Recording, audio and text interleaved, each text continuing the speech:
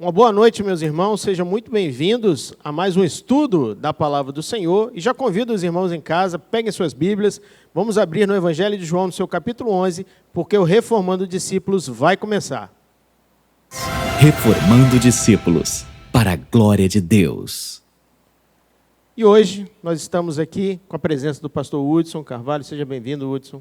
Obrigado, pastor Vitral. É um prazer estar aqui, uma alegria estar compartilhando a Palavra de Deus entre nós e também a vocês que estão nos assistindo. Amém. E Pedro Ramos, seja muito bem-vindo, meu irmão. Obrigado, Vitral. Boa noite a todos. Graça e paz. Satisfação estar aqui também. Glória a Deus.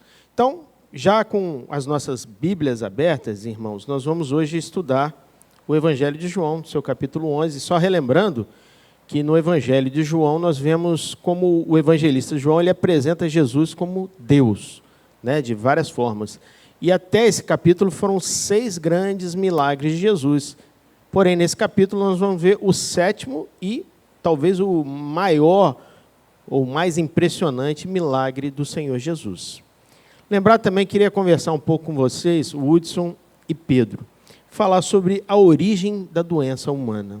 Né? O capítulo vai abordar sobre isso, vou fazer só um voo panorâmico sobre o capítulo. Vai mostrar um amigo de Jesus, enfermo, uma enfermidade que depois era para a morte, mas ocorre um grande milagre ali, e nós vemos todas aquelas relações humanas, o que acontece, várias reações humanas ali, tanto dos seus amigos, familiares, dos que estão ao redor, dos discípulos. Então nós vamos abordar hoje um pouquinho sobre a doença humana e as consequências dela na vida do ser humano. Por que nós adoecemos? O que causa a doença no ser humano? Infelizmente, as doenças que nós temos, elas são desordens que acontecem em nossos corpos, né? Das mais variadas possíveis. Nós não vamos entrar em nenhum tipo de questão relacionada à medicina, mas o que podemos falar à luz da Palavra de Deus é que Deus, por sua livre vontade e sua perfeição, criou o homem ao 6º dia. E nesta criação, Deus disse que tudo aquilo que Ele tinha feito era muito bom. Então, Deus não fez o homem torto. Deus não fez o homem pela metade. Não. Deus fez o homem perfeitamente, com o seu corpo perfeito, com a sua mente santa, perfeita, porque Deus não cria o mal. Mas observem comigo, meus irmãos, que após a queda do homem, vejam que especificamente após a queda, no capítulo 3 de Gênesis, nós vemos claramente várias sentenças que Deus realiza. Primeiro ele profere uma sentença contra Satanás, no caso a serpente, contra Eva e por último, contra Adão. E vemos que a terra se tornou maldita pelo pecado de Adão e Eva.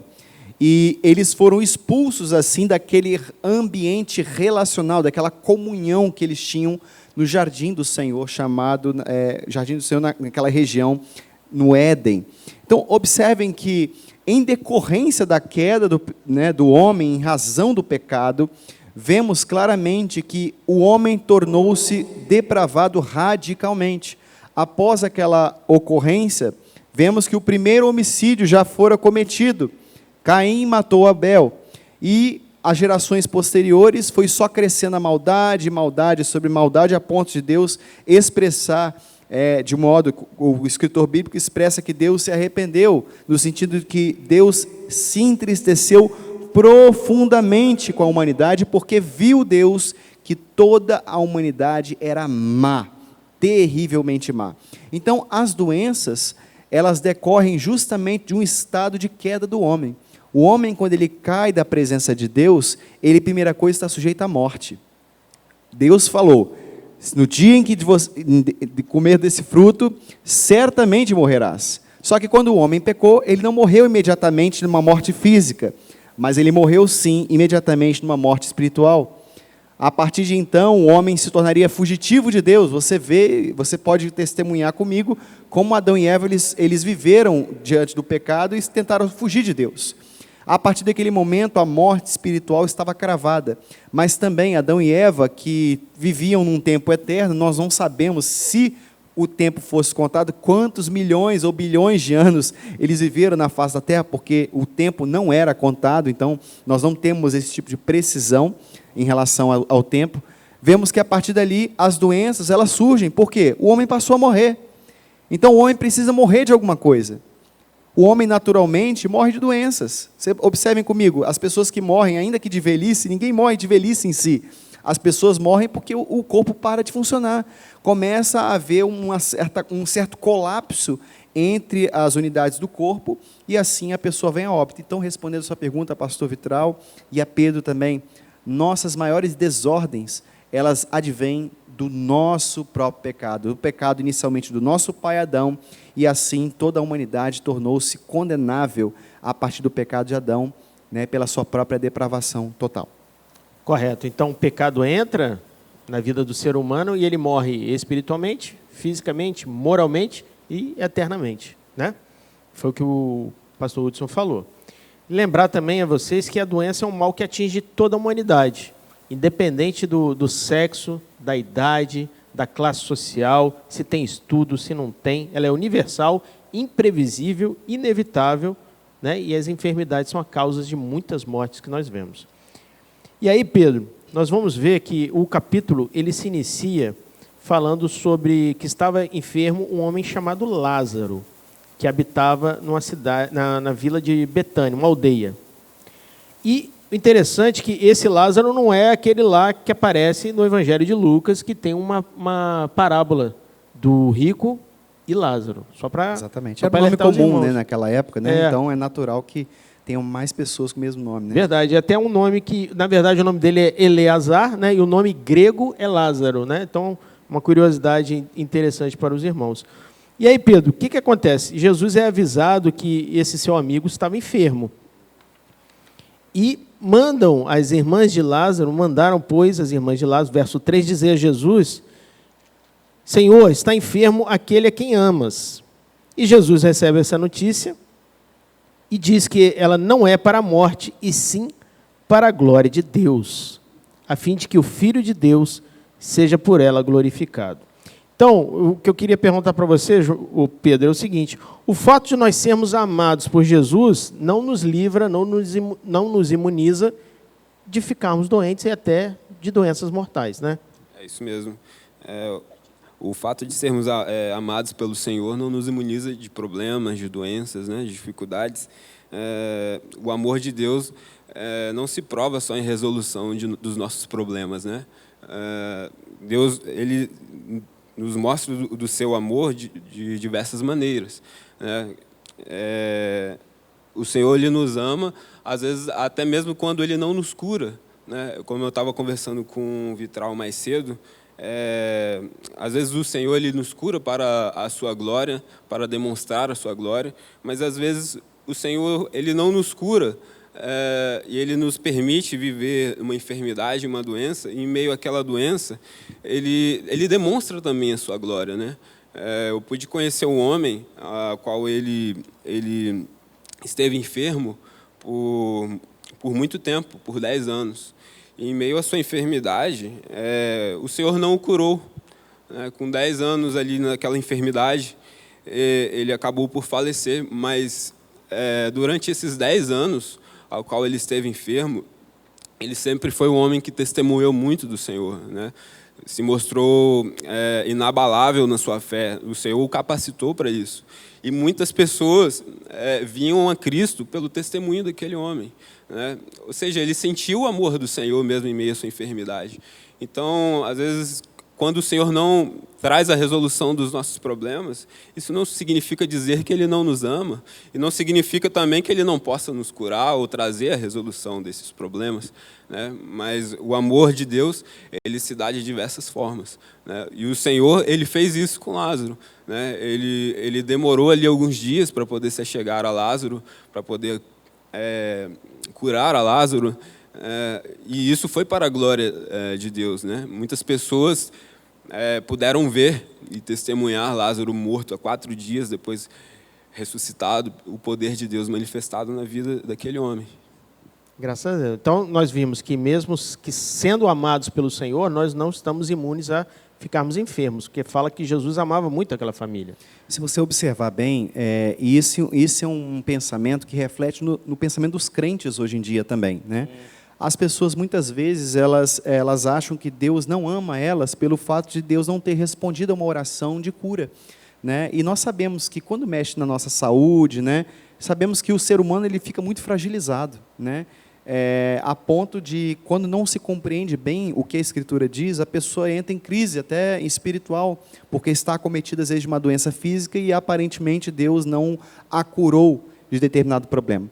Mas uma coisa que o cristianismo promete não é a plena vida nesta terra, no aspecto físico, ou seja, o Espírito Santo, o que eu quero dizer? Espírito Santo, pastor Vitral e também Pedro, ele não cria o nosso corpo novamente, ele cria em nós um novo coração. Então, o que o Espírito Santo faz é uma regeneração do nosso coração, mudando a nossa mente para as coisas de Deus. Mas o nosso corpo, como o próprio apóstolo Paulo, é um corpo humilhado, sujeito às paixões dessa vida, sujeito ao pecado, sujeito a doenças e tantas coisas mais. Por quê? Porque hoje nós vivemos a regeneração do coração como um prenúncio da glorificação do nosso corpo. Quando assim nós teremos um corpo glorificado. Então nós vivemos debaixo de um reino, já ainda não. Nós vivemos já na presença de Deus, na presença do Espírito Santo. O Espírito Santo transformou nosso coração, mas nós não podemos nos queixar diante de Deus. Por que que Deus não me curou? E não há problema você pedir cura a Deus. Ao contrário, nós devemos orar em todos os aspectos da nossa vida. Também quando estivermos acamados ou em dificuldade, né, em nossa saúde. Mas nós precisamos entender que a base do cristianismo não é uma restauração corpórea física. O que o cristianismo, que Jesus nos prometeu, é a restauração em corpo glorificado das nossas vidas. Amém. Queria perguntar para vocês também, que no verso 6 diz que depois que Jesus ficou sabendo da notícia de Lázaro, ainda se demorou 2 dias no lugar onde estava.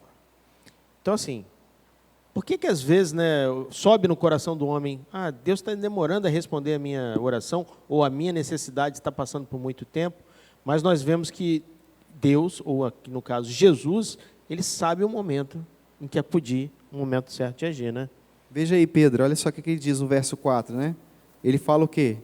Que essa enfermidade não é para a morte, mas sim para a glória de Deus, a fim de que o Filho do Homem seja por ela glorificado.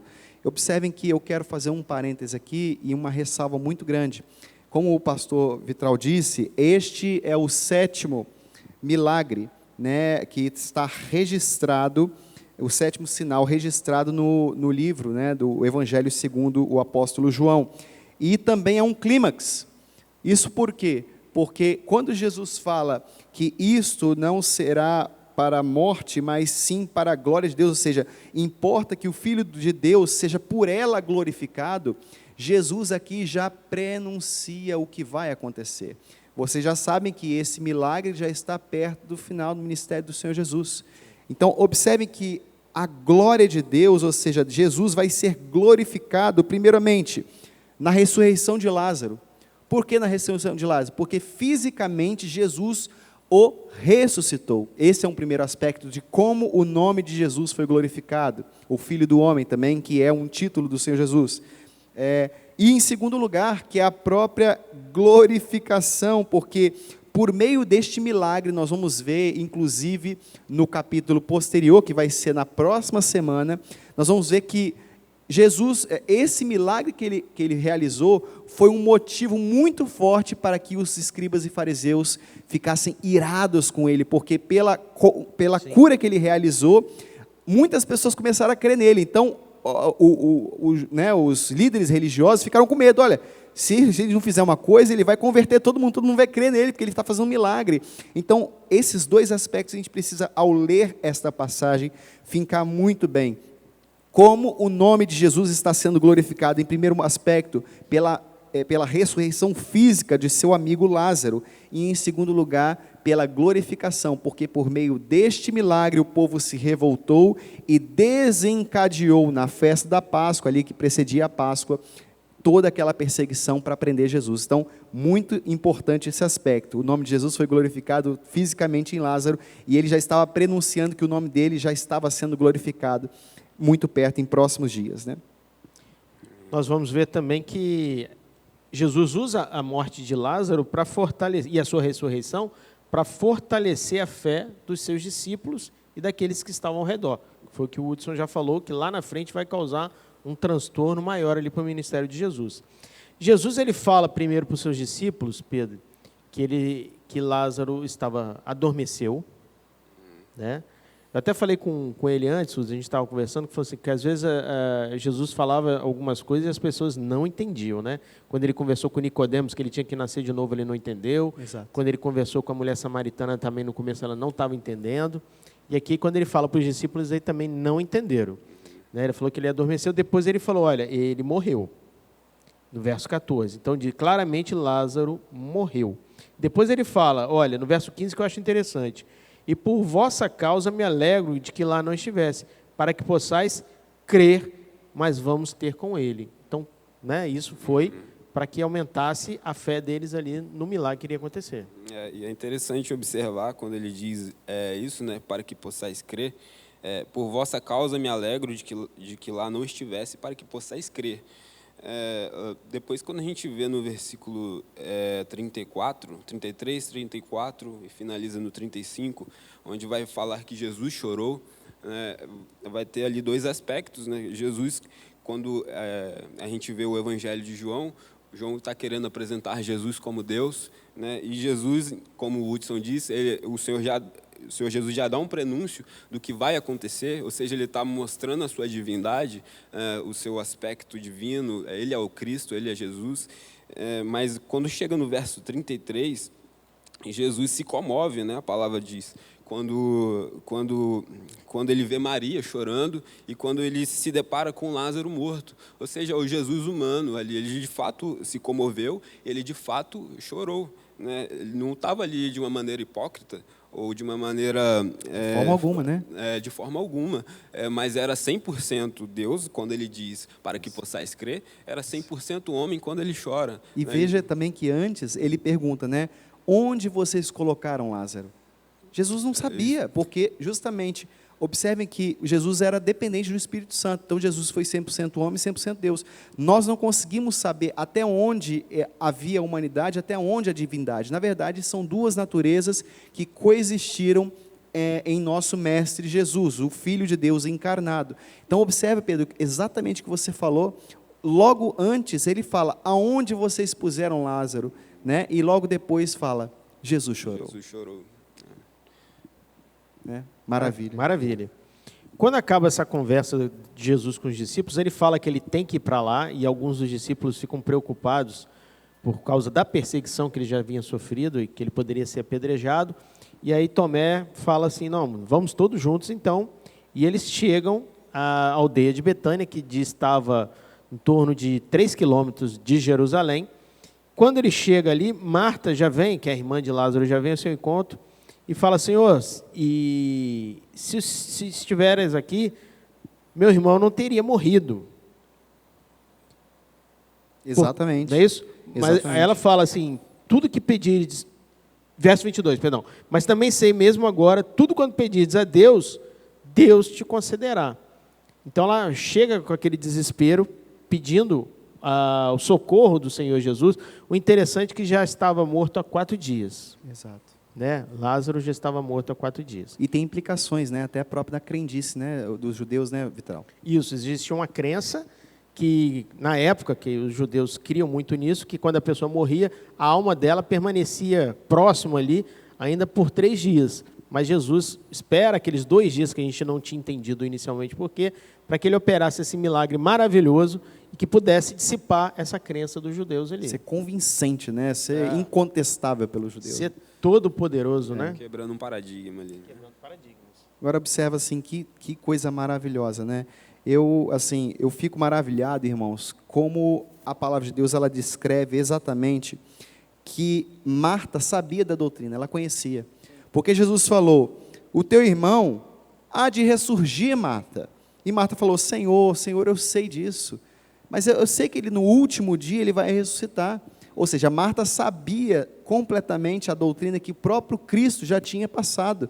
Ela não estava errada necessariamente nisso. Ela sabia que essa doutrina da ressurreição no último dia, ou seja, no dia em que Jesus Cristo virá com seus anjos, com poder e grande glória, os mortos ressuscitarão, os que estiverem vivos assim serão arrebatados para encontro com o Senhor nos ares. Veja que Marta já sabia disso, Jesus já tinha pregado, ela tinha doutrina no coração, só que ela interpretou mal a palavra de Jesus, que Jesus disse que ele iria ressuscitar. Ela falou: Senhor, eu já sei que ele vai ressuscitar no último dia. Mas aí Jesus fala uma das frases mais belas que eu considero no Evangelho. E essa frase de vez em quando ecoa em meu coração, irmãos, que é uma coisa grandiosa. É a segurança, meus irmãos, que nós temos em Jesus. Se nós não estivermos com a palavra dentro do nosso coração, nós vamos passar um período de aperto. Então, para que nós possamos passar corretamente pelas nossas provas, pelas nossas batalhas, por perseguições, se é assim que o Senhor tem determinado, nós precisamos estar com esse versículo gravado em nossos corações, que diz, verso 25, você pode acompanhar na sua casa: eu sou a ressurreição e a vida. Quem crê em mim, ainda que morra, viverá. Meus irmãos, que promessa! Que promessa gloriosa. Quem crê em Jesus, ainda que morra, ou seja, a morte, ela pode parecer que triunfou sobre os filhos de Deus, mas não.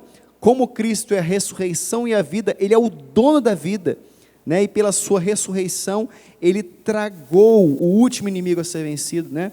Ele destronou os poderes das trevas, e importa sim que Jesus Cristo, Ele vença todas as coisas pelo seu próprio poder. Então a morte não tem poder, né, sobre o Filho de Deus e sobre os filhos de Deus que estão em Cristo Jesus, nosso amado Redentor. Glória a Deus. Ô Pedro, lê para a gente, por favor, o Whitson leu o 25, lê o verso 26 e 27, por gentileza.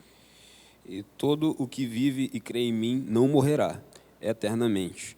Crês isto? Sim, Senhor, respondeu ela. E eu tenho crido que tu és o Cristo, o Filho de Deus, que devia vir ao mundo. Que bênção, né? Quando Jesus se apresenta para um servo, né, e fala: olha, eu sou a ressurreição e a vida, quem crê em mim, mesmo que morra, viverá. A pessoa realmente crê no Senhor, tem essa experiência, aí o Senhor fala: e todo que vive e crê em mim não morrerá eternamente. Crê isso? Ela falou: eu creio.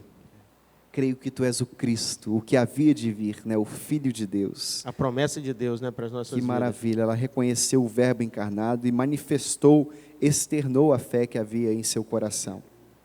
E ele veio em socorro daquela família, porque logo em seguida a outra irmã de Lázaro, Maria, se apresenta e ela fala a mesma coisa: Senhor, se o Senhor estivesse aqui, meu irmão não teria morrido. E aí fala aquela passagem que você relatou, né, que Jesus chora. Sim. Isso. Mas aí ele se levanta, ele se dirige ali para a sepultura. Só para ilustrar para os irmãos, a sepultura era uma caverna, né? Isso, era cavada na rocha, e era colocada uma pedra tampando ali, o corpo era envolto em tecidos, né? Como o de Jesus também seria mais à frente, preparado, né, depois da sua crucificação. E Jesus manda tirar a pedra e vem com uma voz todo-poderosa e diz... Não, interessante que ele tira a pedra e Maria ainda alerta: mas Senhor, já tem 4 dias, já cheira mal, não tem mais jeito, não tem solução para isso, né? Porque já está morto há 4 dias. E aí Jesus, no verso 40, ele diz: não te disse que se creres, verá a glória de Deus? Bênção. E aí o que acontece depois? Tirar a pedra, falarem, né? Tirar a pedra. Jesus levantou os olhos para o céu e disse: Pai, graças dou porque me ouviste. E aqui é um ponto interessante, né, Pedro? Se você observar, no 42 especialmente, olha como a Bíblia registra esse fato. Aliás, eu sabia que sempre me ouves, mas assim falei por causa da multidão presente, para que creiam que tu me enviaste. Então, meus irmãos, observem muito bem, observem que Jesus, o tempo todo, ele estava ensinando. O tempo todo, até na oração que ele faz, ele tem por propósito fazer com que as pessoas que estão ouvindo a sua oração, elas possam manifestar a fé em seus corações. Em tudo vemos Jesus, em um ensino no Senhor Jesus. Cada milagre tem um ensino. Cada milagre tem um ensino. O milagre, muito importante nós falarmos, meus irmãos, os milagres que Jesus operara não eram um fim em si próprio. Deus, o Senhor Jesus, ele tinha por objetivo alcançar algo maior, alcançar, salvar pessoas, restaurar vidas para a glória de Deus e ensinar a sua santa doutrina no momento do milagre. Então o milagre nunca foi um fim em si mesmo. Vou operar um milagre só por operar ou para ajudar essa pessoa, nunca era somente isso. E vemos claramente quando Jesus agradece ao Pai, porque ele atribui o poder que estava sobre ele ao Pai, no sentido exatamente de submissão. Jesus era submisso, especificamente na sua missão.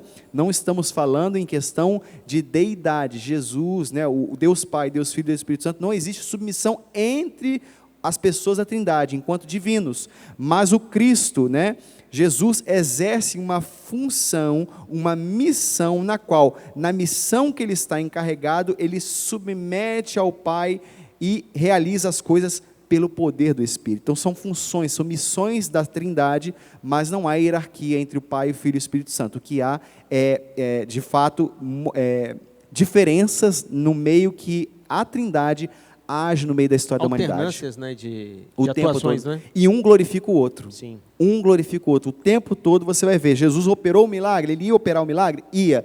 Mas ele glorificou ao Pai por todas essas bênçãos, por este milagre, justamente para que a multidão pudesse crer. Ele faz uma oração de forma estratégica, Estratégica, para poder consumar para ensinar, ali. Exatamente, para ensinar o povo.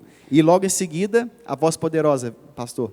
O que fala lá, Pedro? Quando Jesus manda tirar pedra, o que ele fala lá para quem estava lá dentro? Lázaro vem para fora, Vem para fora, Lázaro. E no mesmo instante. Não tem como resistir, a voz impossível. de quem chama. O chamado do Senhor é irresistível, Irresistível. Eu nunca vi em nenhuma passagem bíblica Jesus chamando uma pessoa e a pessoa, não, Senhor, eu vou outra hora, não, Senhor, eu não estou querendo, não, o Senhor é... Zaqueu, desce depressa, Zaqueu, desce depressa. Ele foi, ele desceu. Até Jonas que tentou resistir. Até Jonas, coitado. Tentou resistir. Mas Então, vemos claramente que a palavra de Deus implica a palavra de autoridade de Deus, a palavra de Cristo, a palavra de autoridade. Vemos claramente quando Jesus determina Lázaro, sai para fora, a coisa acontece, porque nele reside toda a vida, ele é o verbo, é a palavra encarnada, a palavra de Deus que é símbolo de tudo aquilo que foi criado, ele se encarna como o Deus Filho se encarnando, e assim ele tem poder para criar. Jesus tem poder sobre a vida, porque diz a Escritura que ele é o príncipe da vida. Glória E a o Deus. próprio apóstolo, no início, nele estava a vida, e a vida era luz para os homens. Eu queria falar também que a morte e a ressurreição de Lázaro é um ensino para todos nós também. Ele representa as nossas vidas também. Porque diz que o homem, no pecado, ele estava morto em delitos e pecados. Todos nós estávamos mortos em nossos delitos e pecados. Mas um dia, uma voz nos chamou. Exatamente, a E voz esse da chamado salvação. foi irresistível. Não há como resistir à voz do Deus Todo-Poderoso. Deus não realiza obras pela metade. Eu vou restaurar parcialmente essa pessoa e vou deixar com que essa pessoa ela se vire. Vou deixar ela sozinha no caminho para ela crer em mim. Nós sabemos que à luz da palavra de Deus, tudo vem de Deus. A pessoa só consegue ver-se convertida mediante o poder de Deus. Ninguém se autoconverte.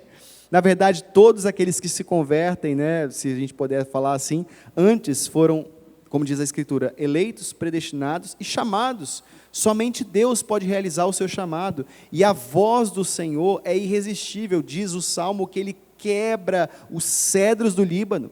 Então, a voz do Senhor é poderosa. Não há como algo que Deus determine, faça, venha meu filho. É impossível que isso não se consolide, porque Ele é o Rei da Glória, Ele é o Deus Todo-Poderoso. E quando Jesus chama Lázaro, podemos fazer uma aplicação pessoal em nossa própria vida. Perfeito. Olhe bem para a sua vida, Pedro? Você pode olhar para a sua própria experiência. Estou falando de experiência, estou nem falando da palavra.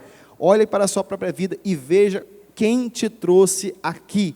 Quem te trouxe para ser um servo? Quem colocou em seu coração um Espírito Santo, quem te deu vida, quem te deu a fé para você crer, tudo vem de Deus. E o chamado que Jesus realiza é um chamado poderoso, né, Pedro?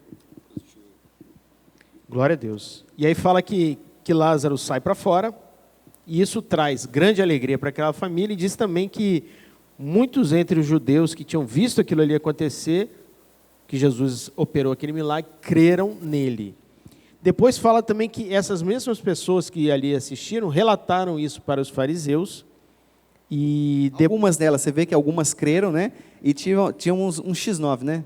Tem sempre um X9. Tem um delator. Sempre tem um delator. Aí ele foi lá né, nos escribas e fariseus e começou, aconteceu isso, Lázaro, aquele lá de Betânia, foi ressuscitado, muitos estão crendo nele, tá? Exatamente. Aí foi a fúria, né, dos religiosos. Exatamente. E aí isso chega em Jerusalém, lá no Sinédrio, e diz que Caifás, que era o sumo sacerdote na época, naquele ano, né, diz aqui o texto, ele reúne o Sinédrio, que eram os religiosos ali da época, e define que, no verso 53, eles tomam uma decisão.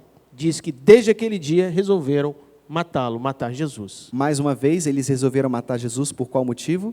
Porque Lázaro tinha ressuscitado. Essa é a ponte que eu quis fazer com vocês lá atrás. Se credes, verás a glória de Deus. Então, vê que esse milagre, mais uma vez eu repito para você, ele já estava anunciando, Cristo estava anunciando a ressurreição de Lázaro, e ele também estava proferindo a sua própria ressurreição, porque o momento da glorificação estava muito próximo. Então veja que, por ocasião deste milagre, começou a desencadear um ódio mortal contra o Cristo, a ponto de, que eles já odiavam, né? Mas a ponto de, como o próprio pastor Vitral leu, a ponto de, a partir daquele dia, eles resolveram matá-lo, né? Literalmente matá-lo. E a razão dessa perseguição, né, é que muitos judeus estavam se convertendo ao cristianismo, né? Muitos estavam deixando esses fariseus, a religião desses fariseus, desses homens, e seguindo a Jesus, né? E isso irritava aqueles homens, né? Despertava o ódio em seus corações. E aí o capítulo ele vai se encerrando da forma que Jesus ele vai para o deserto, fugindo das multidões ali, ele busca um lugar mais isolado na região de Efraim, porém já estava próximo à Páscoa, e a profecia, né, já estava para se cumprir. Jerusalém começava a receber aquelas multidões para celebrar essa festa sagrada para eles, né, e muitos daquela região subiram para Jerusalém antes da Páscoa. E os fariseus, o Sinédrio já tinha espalhado, olha, se alguém vir Jesus, nos avise, né? Então fala nos versos, nos dois últimos versos. 56 e 57. Isso aí, lá procuravam Jesus, estando ele no templo, diziam uns aos outros, o que vos parece, não virá ele para a festa? Ora, os principais sacerdotes e os fariseus tinham dado ordem que se alguém soubesse, denunciá-lo, a fim de prendê-lo.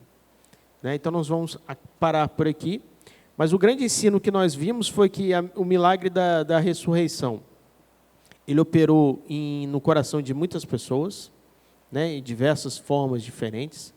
Na família trouxe grande alegria. Exatamente. Para os discípulos e para a multidão que estava ao redor,